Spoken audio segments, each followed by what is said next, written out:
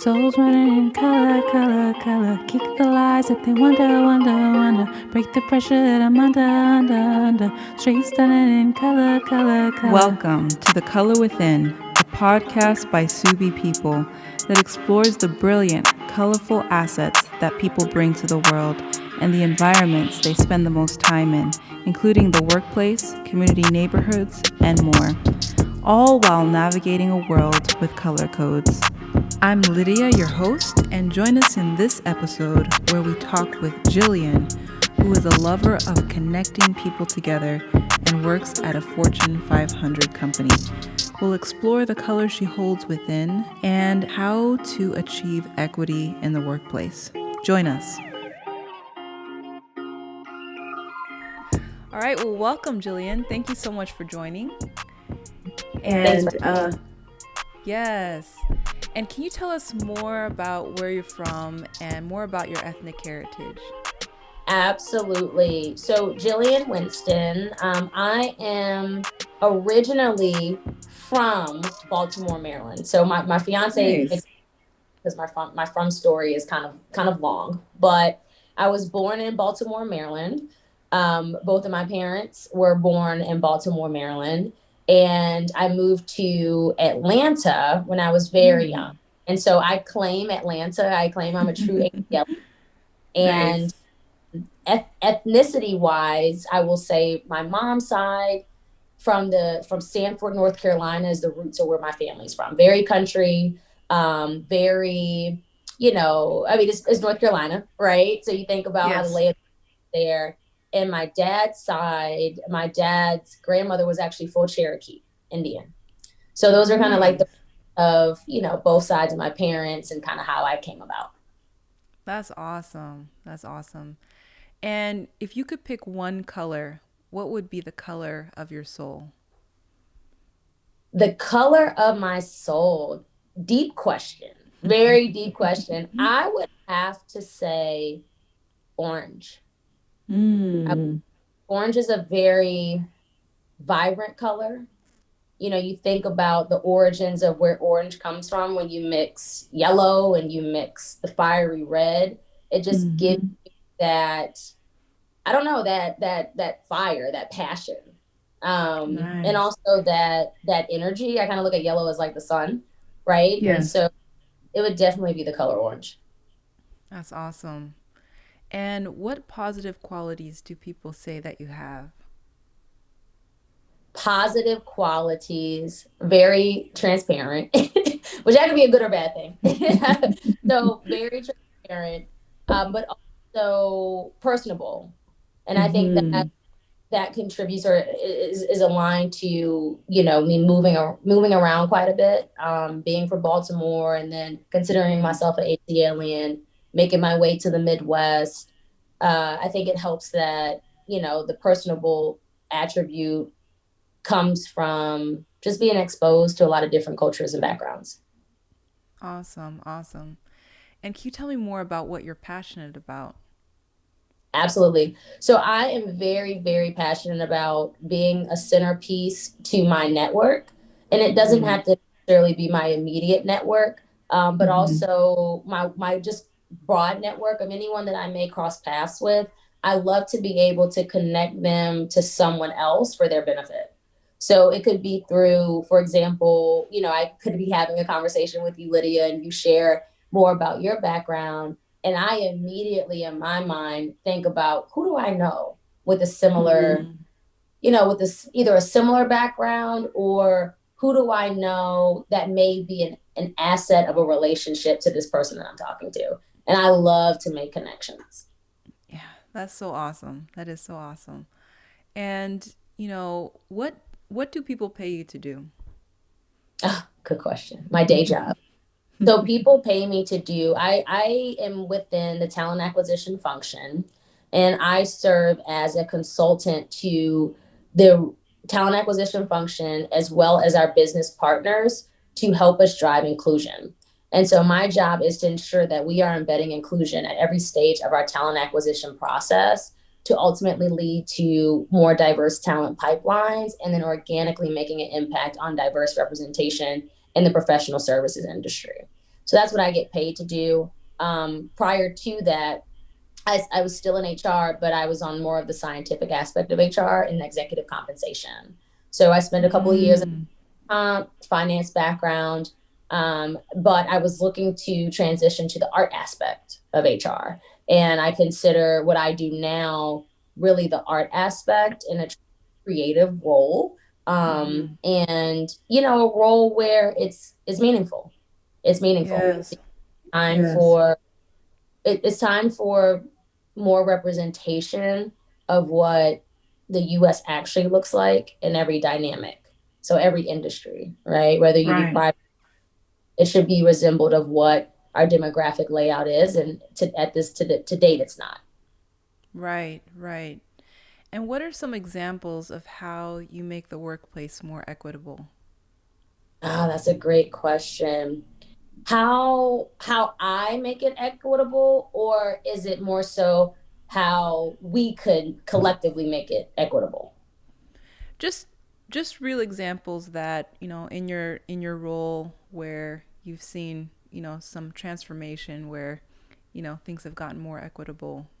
Sure, sure. So I think one aspect is to be honest with yourself. Mm. And not just with yourself, but like honest as where you are as an organization. Um, and understanding that in connection with being honest, there has to be sacrifice in order for it to be an equitable environment. Because Right.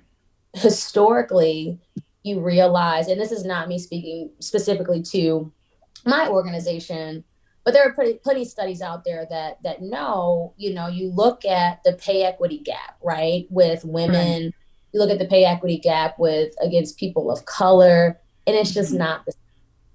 So how do we Right. make it right? And I think the first step to that is being honest about where you are. And I think the second step is recognizing that there is going to be a level of sacrifice, not from everyone, right? But in order for it to be an equitable organization, you may have to take a look at who your current colleagues are and are they treated fairly, not just from a conversational base, but the things that happen behind the scenes, opportunities, advancement, pay, right? When you're hired, right? That process and what you go through of being hired. You may not necessarily have a connection in the industry, right? And that's okay, right? But we want to make sure that it is just a fair treatment. And I think that's really what drives making it an equitable organization is the honesty factor, and then realizing that it does take some sacrifice in order for everyone to be treated fairly. Right. Definitely. And, how do you ensure there's equity to your point of, hiring, promotion, and just, in pay? Are there certain metrics involved or any other consequences if there's that gap there? How is that managed there? I think a lot of people are trying to figure it out. You hear a lot about, you know, pay for performance, which has always been a thing, but it's been more so the performance KPIs, key performance indicators have been more so tied around EBITDA, revenue, right? Or let's say if you're in the manufacturing industry, cost savings. The KPIs have been more so aligned to that, the balance sheet, the financial statement, right? Right. Studies, and Kinsey has released this, other notable consulting firms have released these studies that diverse representation actually has a direct impact on the bottom line, right? So while it's not necessarily an itemized item on a financial statement, it has a direct correlation to it. And forward, it is important for corporations to consider to have KPIs specifically around diversity representation. In order to get there, it's not just something that you click on like that, right? Yes. To have access to data to be able to drive that. But when you think about it specifically to from a talent attraction lens, there are a couple of things that you can implement or consider implementing when driving inclusion and making it more equitable, right? So, you know, before you consider roles, what is the representation in the talent pool? You know what I mean? If you're filling a role in, let's say, New York, what is the demographic makeup of New York as a first step? Then what is the demographic makeup of New York for the job or job role you're looking to fill? So you kind of have a benchmark. Your talent pool should be reflective of that, right? It should be a way for you to kind of get a gauge of what your talent pool should be out there. Another aspect is focusing on, what you can control as an organization. So ensuring that you have diverse representation at the interview slate. So those that are conducting interviews, the same questions, right? Streamlining questions, and ensuring that everyone has to follow the same process. Those are some things of how you can make the process of, interviewing for externals, or if it's someone that's internal looking to make a transition, and that you can do in the immediate. Okay. Awesome. And I've seen talks where people encourage companies to come up with those goals and come up with milestone dates of when they want to accomplish those goals. So have you seen any examples of any companies out there that have really good metrics and milestone dates, of when they want to accomplish kind of achieving the equity there? Actually, there's a pledge that was recently announced, and the company that I work for is actually a part of that pledge, along with 29 other companies, relatively big companies. I would consider all of them, I believe, in the Fortune 500, right? And they specifically made a pledge of, so it's it's 1 million Black and or African American hires over the course of the next 10 years across. They made a pledge to do that. That is transparency, right? I've seen where companies have specific goals aligned to women, especially in senior leadership roles.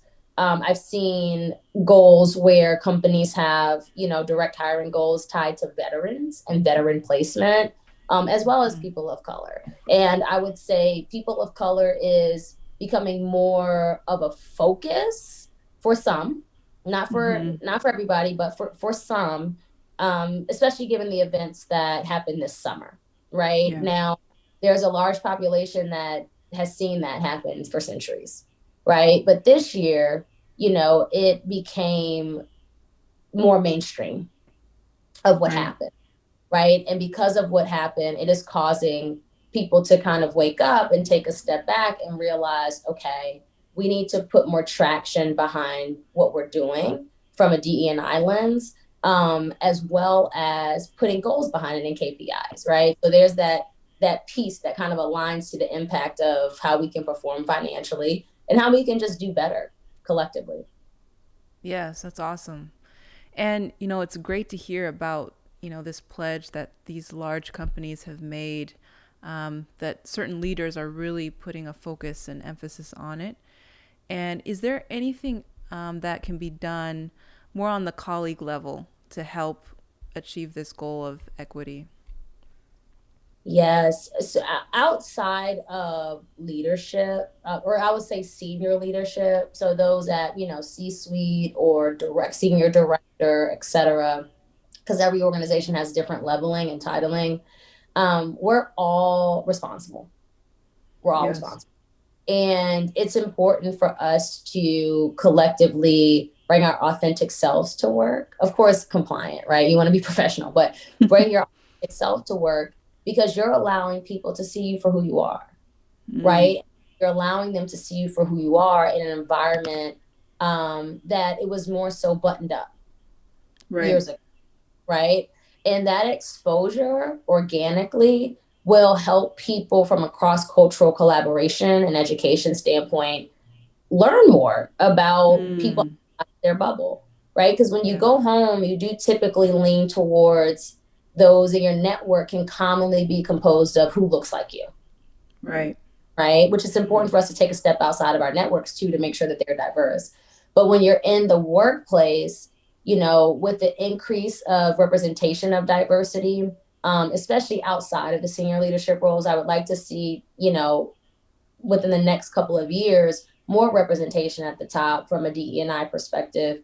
But when you think about the individual contributor or the management level role, it's such a big impact because managers do make hiring decisions, right? I think that are bringing people into the organization, and not just the manager, but their team are on the interview panel and on the interview slate. So they're also making an impact on who's getting hired.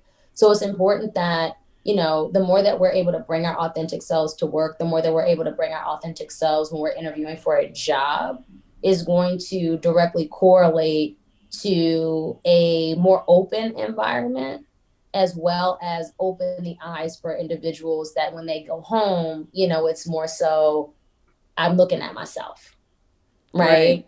So that's pretty important. Being a champion and being vocal about certain things, I think, you know, it's been so more so when you're an individual contributor, sometimes people are very hesitant on speaking up. And it depends on what culture you work in, right? However, although there's a time and a place for everything, it's still important, no matter if you're an individual contributor or not, you're still making an impact to that organization. So if you see something that is not equitable for someone that, you know, or a level playing field, say something. It's okay. You know, it's okay. It's okay to, if you interview someone who may not have performed the best during that interview, but if you see something special in them and the rest of your team is leaning towards maybe someone else, still say something, right? Speak up for that person, because your perspective means a lot and the impact of who we're bringing into the organization. So little things like that. It's okay to be vocal about opportunities for everyone to be treated fairly. Yes, absolutely. And I love that, like, not having to compartmentalize who we are, you know, who we are at home and then going into work and having to be different. So, yeah, I love that, bringing your authentic self to work.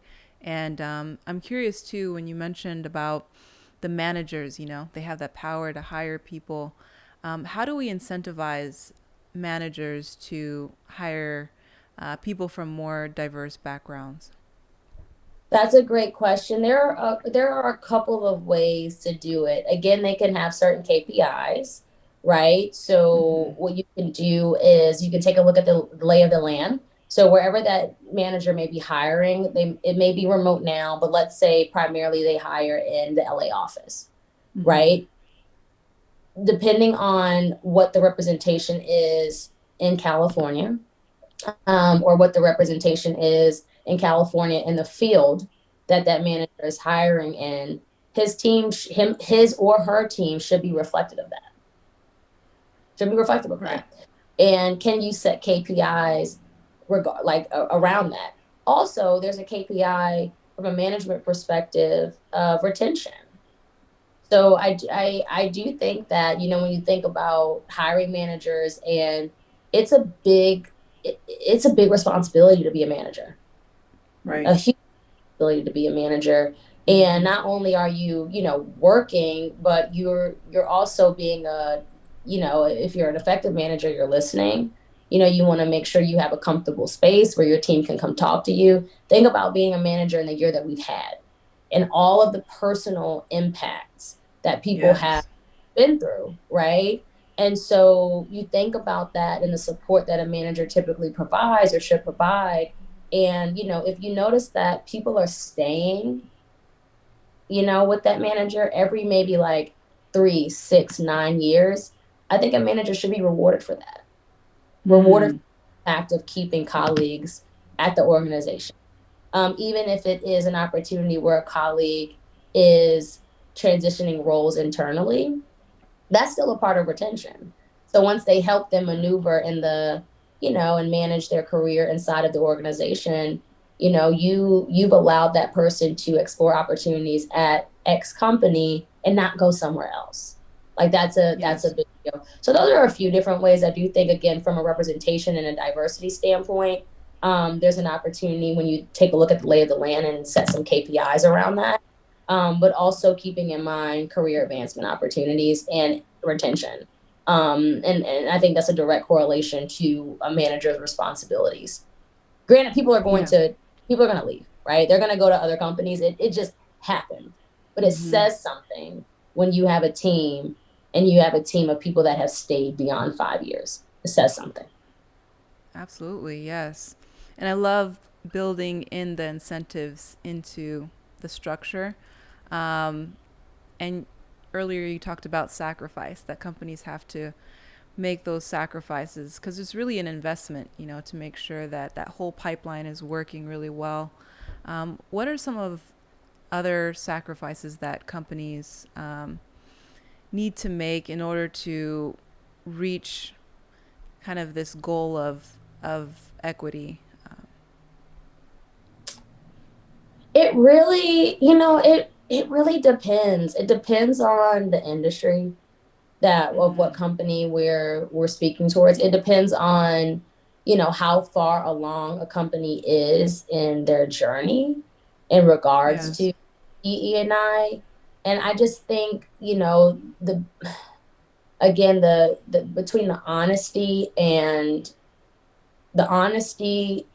being in the sacrifice piece, they have to go hand in hand. And I think if you think about that in anything that you do as a company, then it'll help, right? And anything that you drive as a company, you automatically think about what's the impact from a DE&I perspective. Are we being inclusive in how we are moving forward with this project, who we're bringing on this project, what client we're working with, right? How we're responding to RFPs. All of that goes into play. And so, as you think about the financial impact, if you automatically think about the inclusion aspect too, that says something. And that's going to help drive an inclusive culture. That's awesome. And what are the consequences, if companies do not make these sacrifices, if they're not honest in the long run? What's the impact? So that's a great question. And, I don't necessarily know the true answer to that. I don't know the true answer.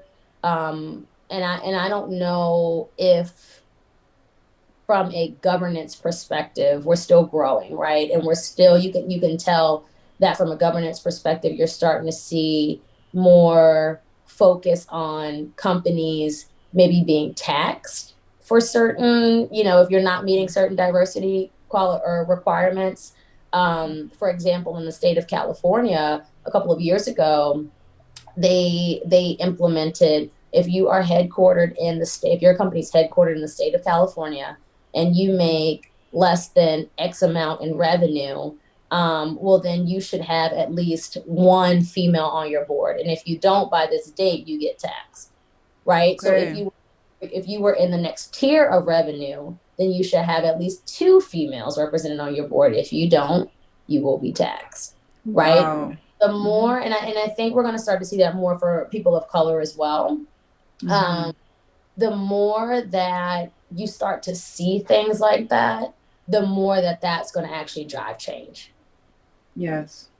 And I think that a level of what the repercussion could be for not doing it, I think we're still trying to figure that out. However, it's just the right thing to do. Right. The right thing. And if you really want to continue to be competitive, in my mind, diversity is key in that, right? Industries are constantly evolving. There's so much M&A going on that you've got to have those diverse perspectives to stay ahead of the game. It's Absolutely. important. Yes. Well, this has been so awesome. Thank you so much, Jillian, for sharing. And I appreciate you joining. Thank you. Thank you for having me. Thank you for tuning in, and join us in the next episode of The Color Within.